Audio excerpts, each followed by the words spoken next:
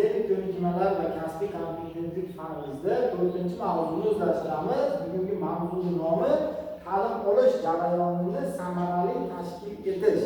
Ya'ni ta'lim olish jarayoni albatta sizlarda o'sha fanlar kesimida berilgan, ushbu fanlar bilan o'rganib chiqish jarayonlari, qay tartibda samarali ularni o'zlashtirish, ular o'sha aytaylik fanlarni o'rganish jarayonidagi nazoratlar holati, adabiyotlar berilgan, bularni har birini ko'rib chiqish holatlari bo'yicha eng samarali o'qishni tashkil etish holatlarini birgalikda ko'rib chiqamiz. Demak, bugungi mavzuimiz bo'yicha rejalar berilgan, ular soni 4 ta. Birinchisi muvaffaqiyatli o'rganish, ya'ni intellekt, strategiya va mustaqil ta'lim holati bo'yicha.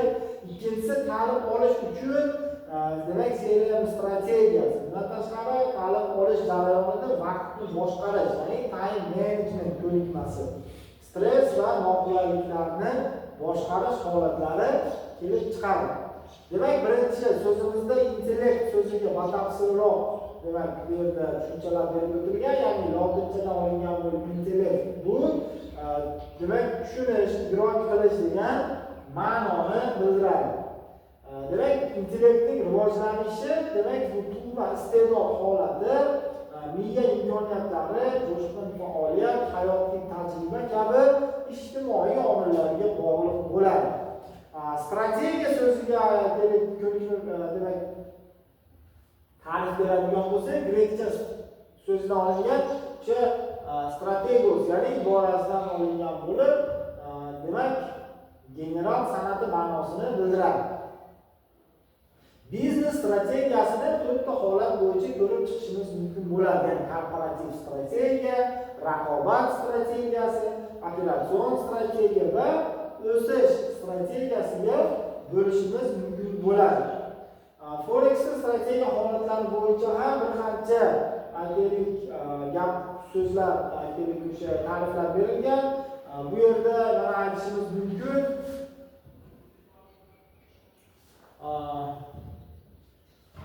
Xo'p, qachonki o'z strategiyangizda ega bo'lmas ekansiz, Forexda doimiy foydaga erisha olmaysiz deyiladi. Ya'niki hamma katta foyda qiluvchi treyderlarning o'z strategiyalari mavjud. Ya'ni reja bo'yicha albatta holatlar kelib chiqish kerak bo'ladi. Talabalar uchun hamkorlikda o'rganishning eng yaxshi 5 ta strategiyasi. Ya'ni birinchisi eng yaxshi ta'lim strategiyalarini ko'rib chiqamiz. Ya'ni birinchisi bu o'sha hamkorlikdagi ta'lim, o'zaro fikrlar almashish, albatta samarali holatda fanni va o'qishni to'g'ri tashkil qilishdan iborat. Keyingisi bu tengdoshlarni o'qitish. Ya'ni siz tengdoshlaringizni o'zingiz bilgan demak bilim holatlaridan kelib chiqib turib o'rgatadigan bo'lsangiz, o'zingizdagi bilim yana ham mustahkamlanadi va natijada do'stlaringizga ham foyda, o'zingizga esa yana ham bilim holatlaringiz e'tibor beradi. Ya'ni o'rganish paytida e'tibor berilmagan nuqtalarga o'rgatish paytida albatta e'tibor beriladi. O'shani hisobiga sizda o'sish kuzatiladi albatta.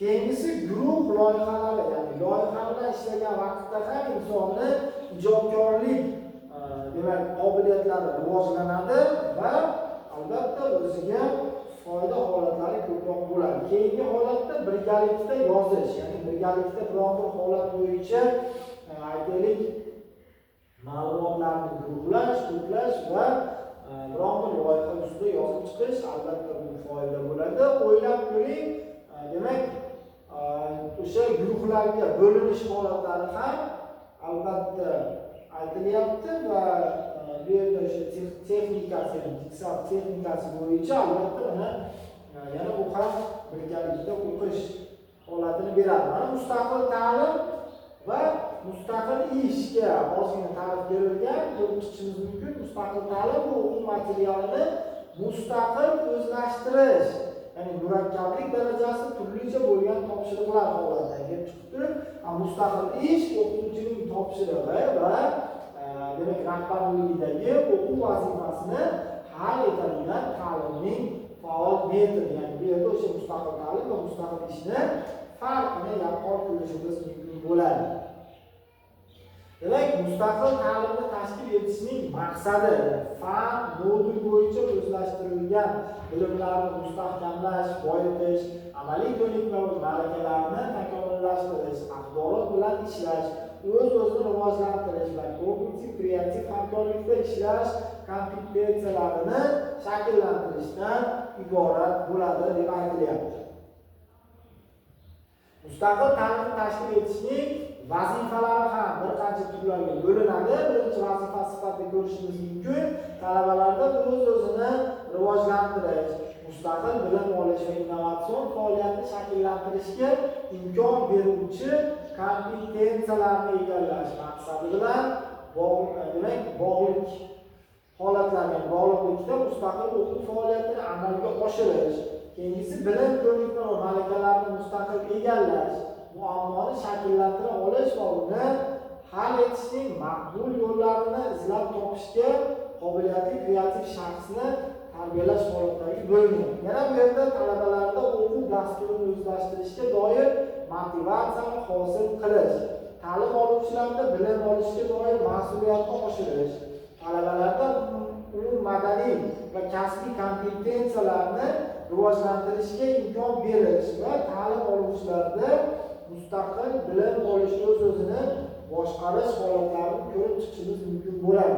Va bu yerda mustaqil ta'lim bo'yicha bir qancha fikrlar berib o'tilgan, ya'ni bu ta'lim shakli bo'lib, ko'plab o'rta maktablar, kollejlar, boshqa ta'lim muassasalarida tomonidan taklif etiladi deb aytilyapti.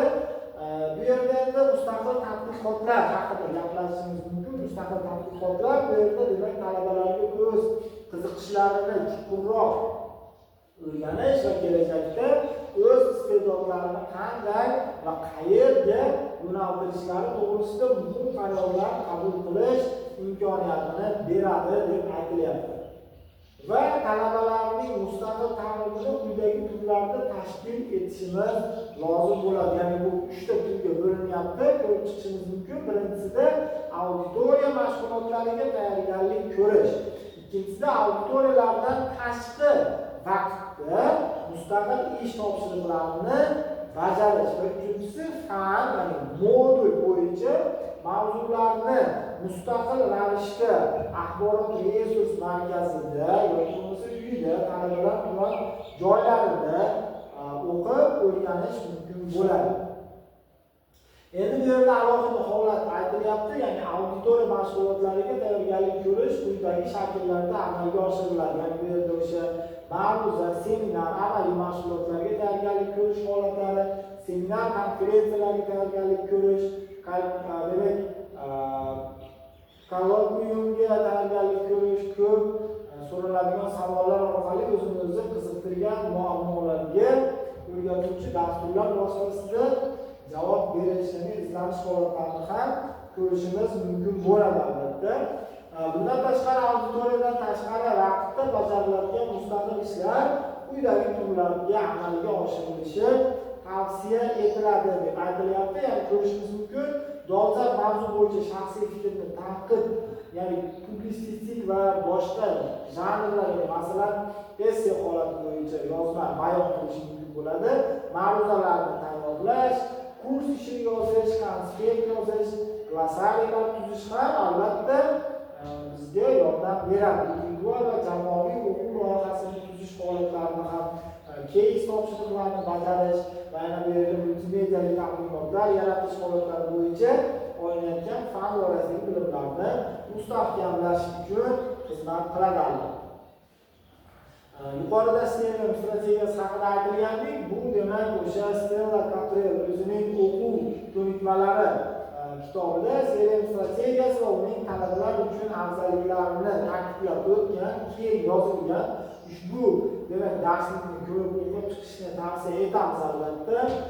Keyingi holat bo'yicha o'sha time managementga aytiladi, ya'ni vaqtni boshqarish texnologiyalarining ahamiyati shundan iborat bo'ladiki, u talabalarning o'z-o'zini tashkil etish ko'nikmalarini rivojlantirishda imkoniyatlarni ilmiy asoslash nuqtai nazaridan o'qitish nazariyasi va metodikasini rivojlantirishga xizmat qiladi. Yana time management texnologiyalaridan foydalanish esa talabalarning o'quv faoliyatini o'zini-o'zi tashkil etish ko'nikmalarini rivojlantirish uchun vaqtni boshqarish texnologiyalaridan foydalanishga imkon beradi deb aytiladi.